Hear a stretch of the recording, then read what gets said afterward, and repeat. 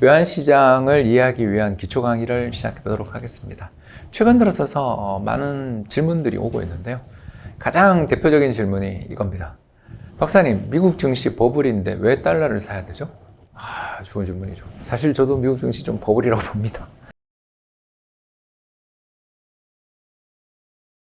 지금 가장 버블은 어디냐 하면 한국 부동산이랑 미국 주식 아니냐.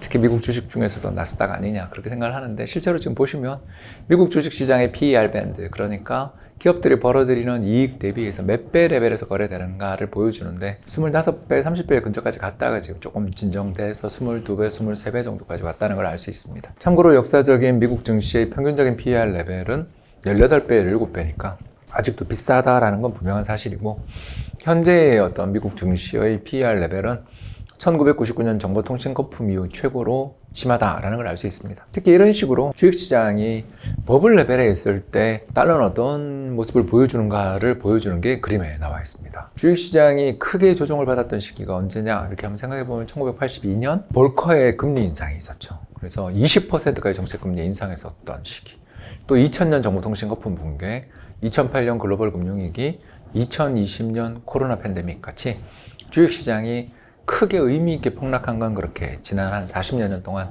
4번 정도를 들 수가 있는데, 그때마다 미국 달러 가치가 어때요? 빨간 선으로 표시된 달러의 가치가 강세를 보이는 걸 알 수 있습니다. 주식시장에 버블이 붕괴된다라고 생각될 때는 달러를 더 사야 되는 거죠. 왜 그럴까요? 왜 이런 일이 벌어졌을까요? 간단합니다. 금리가 높아지면 높아질수록 주식시장이 붕괴될 가능성이 높은데, 그 금리의 상승이 곧 달러의 강세를 유발할 면이 있지 않냐는 겁니다. 그림 한번 볼까요? 주가가 어느 레벨을 넘어서기 시작하면 주식 공급 물량들이 굉장히 많이 나옵니다. 기업의 CEO가 생각하는 적정 주가 레벨, 예를 들어서 자기 회사의 적정 PER이 한 50배다 이렇게 생각을 하자는 거죠. 와, 이건 또 좀 너무 심하죠. 아무튼 간에 PER이 50배다 그러면 그 회사의 주식을 매입했을 때 기대할 수 있는 수익률, 기대 수익률이라고 하죠.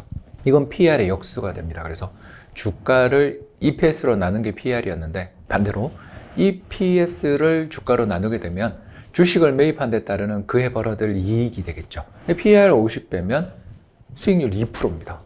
벌써 느낌이 좀 오죠, 그죠? 예, 그렇습니다. 이런 상황에서 금리가 오르기 시작하면, 금리가 2%, 3%를 넘어서기 시작하면 어떻게 될까요? 예, 증자를 해서 IPO를 해서 자회사를 상장시켜서 시장에서 돈을 빨아들인 다음에 그걸 가지고서 현금을 예금으로 넣어놓고 있기만 해도 이 회사는 안정적인 성과를 내고 이 회사의 주식 수익률이 올라갑니다. 그쵸? 이익이 늘어날 테니까. 여러분 이해되세요? 그러니까 주식 가격의 PER이 굉장히 높아졌다는 건 왜 위험 신호냐 하면, 시장금리 올라가는 순간 바로 공급 물량이 늘어나고, 또 주식시장에 투자되어 있던 돈들이 예금시장으로 가게 돼버리기 때문에 수급도 나빠지는 거죠. 그런 연유로 미국의 주식시장의 자산 버블이 붕괴됐던 82년이라든가 99년이라든가 2008년이라든가 이런 시기들 대부분이 뭐냐 하면 금리 인상 국면하고 직결되어 있습니다.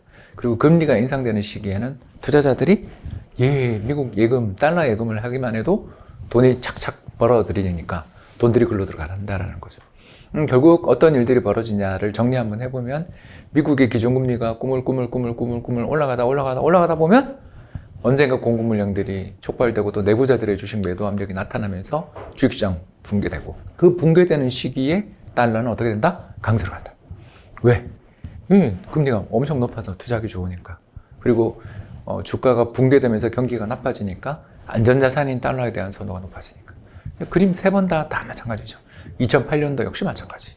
또 2018년, 17년 그때도 마찬가지였습니다.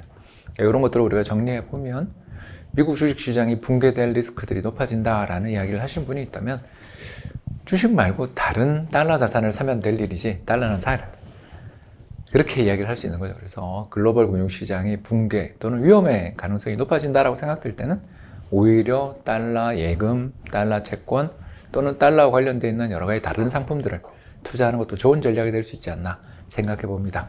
지금까지 경청해 주셔서 대단히 감사합니다.